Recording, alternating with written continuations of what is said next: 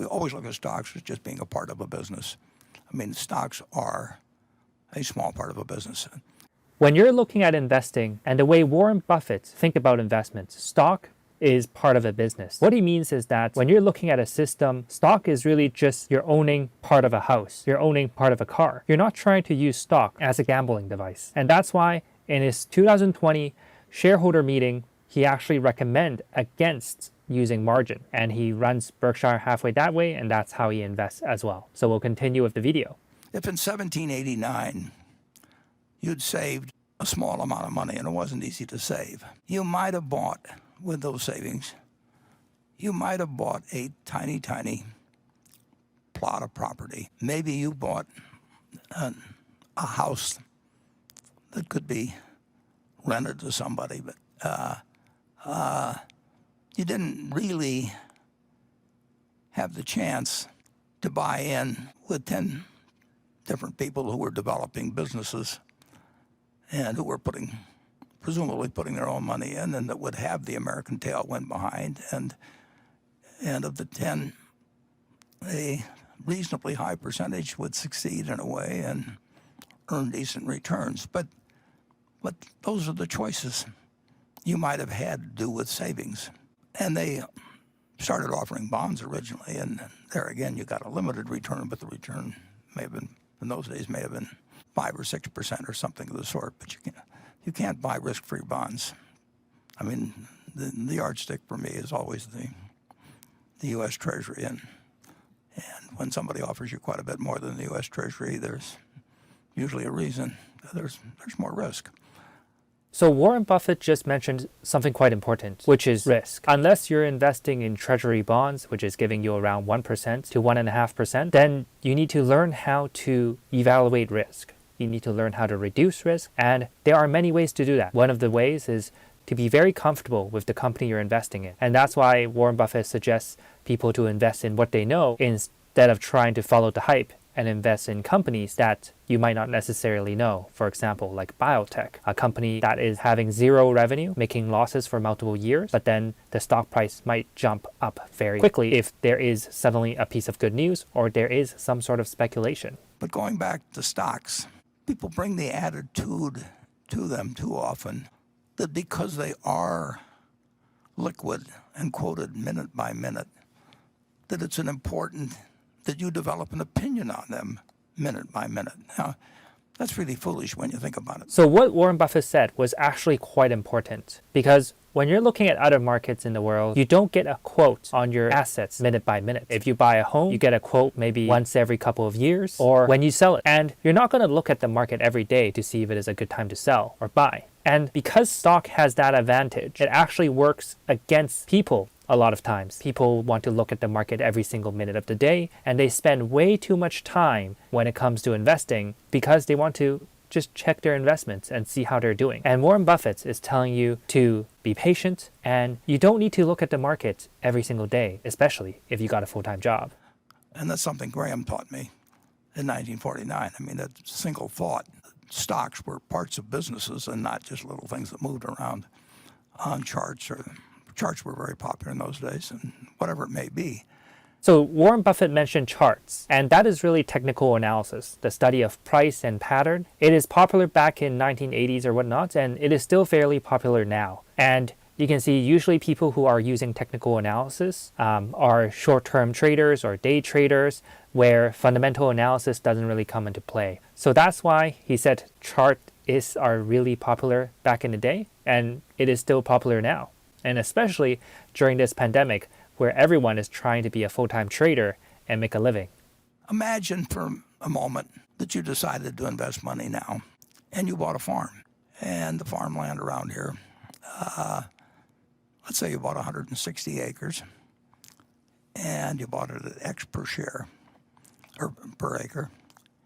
And the farmer next to you had 160 identical acres, same contour, same quality of soil quality. So it was identical. And that farmer next door to you was a very peculiar character, because every day that farmer with the identical farm said, "I'll sell you my farm, or I'll buy your farm at a certain price, which he would name.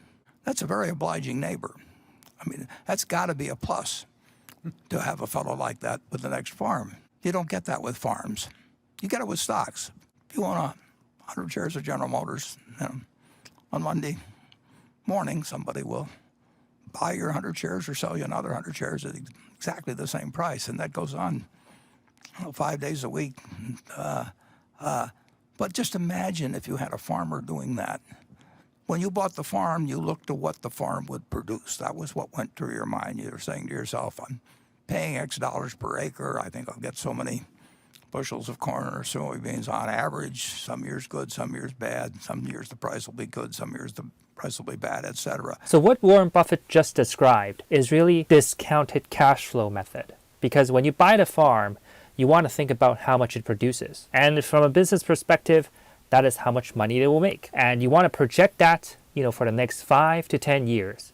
Looking ahead and think about, well, if I got this 160 acres of farm, how much it can produce, and then you work backwards to determine how much the farm is worth. Now, of course, when you're looking at the stock market, there's a quote, on how much the stock price is worth for Apple, how much the stock price is worth for Tesla or NEO or any other stock that you're looking at. But it doesn't necessarily mean that's what the stock price is worth. And that is really the goal of fundamental analysis. That is really the goal of intrinsic value calculation, where Warren Buffett will try to calculate how much this business is worth years in advance, so then he will invest in it.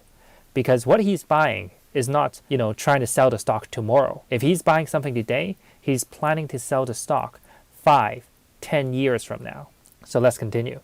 But you think about the potential of the farm, and now you get this idiot that buys a farm next to you, and on top of that, he's sort of a manic depressive and drinks, maybe smokes a little pot.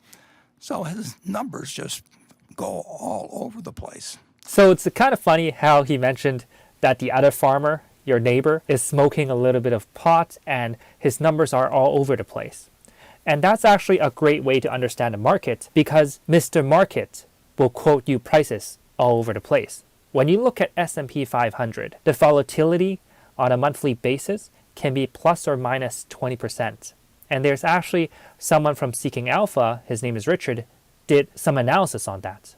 And when you think about S&P 500, and basically on average each month, it can fluctuate around 10 to 20%, for the last 30, 40 years or so, then this is really a volatile market. So when you're about to invest in such a volatile market, you want to make sure that you're confident in your investments. So then if one day he suddenly quotes you a low price, you don't panic and start selling. And that's what I see a lot of people are making this mistake in March during COVID crash. And if they have held on and not sell their investments, then they will be fine by now. Now, the only thing you have to do is to remember that this guy next door is there to serve you and not to instruct you. You bought the farm because you thought the farm was had the potential.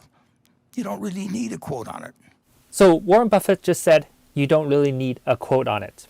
And the reason is because, and let's say there is a strong trend, you can technically not look at it for multiple years because you're confident that the trend is up. Now, there's a lot of ways to understand a trend.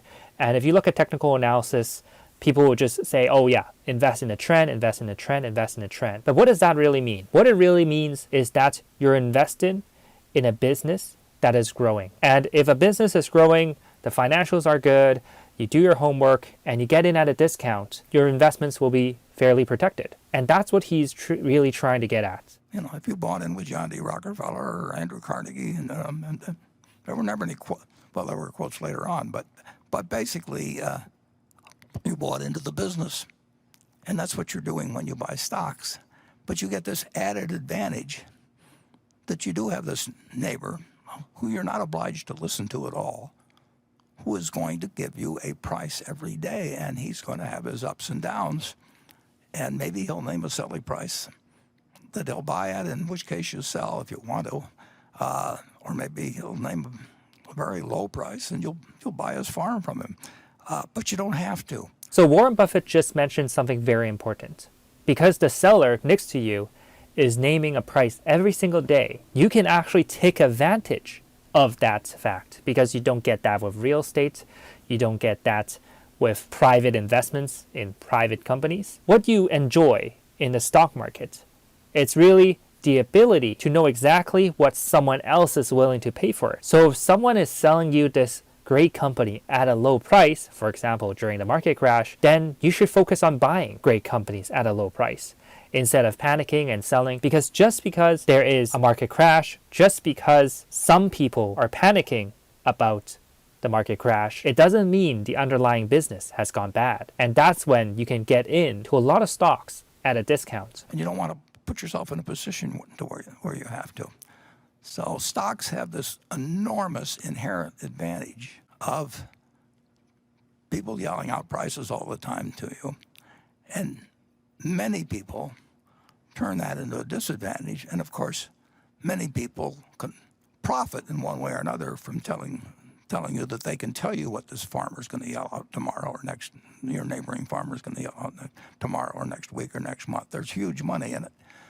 So people tell you that it's important and they know, and that you should pay a lot of attention to their thoughts about what price changes should be, or you tell yourself that there should be this great difference. But the truth is, if you owned the businesses you liked prior to the virus arriving, it changes prices and it changes, but nobody's forcing you to sell.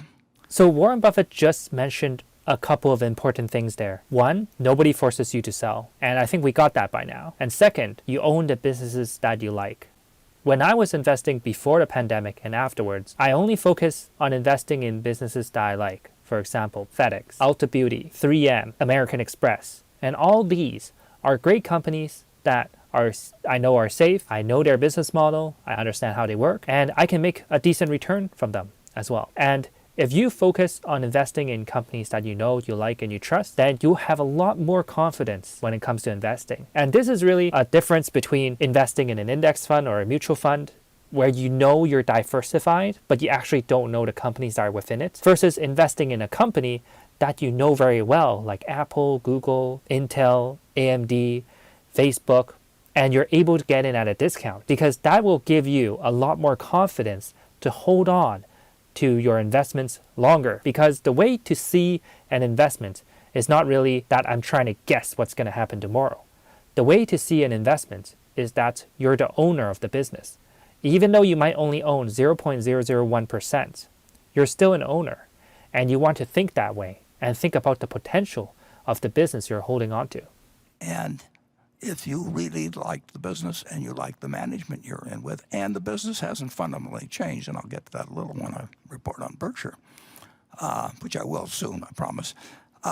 The stocks have an enormous advantage, and you still can bet on America, but you can't bet unless you're willing and have an outlook to independently decide that you want to own a cross-section of America, because I don't think most people are in a position to pick single stocks. So what he just mentioned was quite important, was you want to own a cross-section of America instead of picking single stocks. Now, I was thinking about what he's saying for quite a while, because personally, I pick stocks that I invest in, I time the market, so on and so forth. So that's where my strategy and Warren Buffett's strategy deviates a bit. Now, when he says most people are not qualified to pick stocks, is because he understands the amount of research one has to do in order to invest confidently.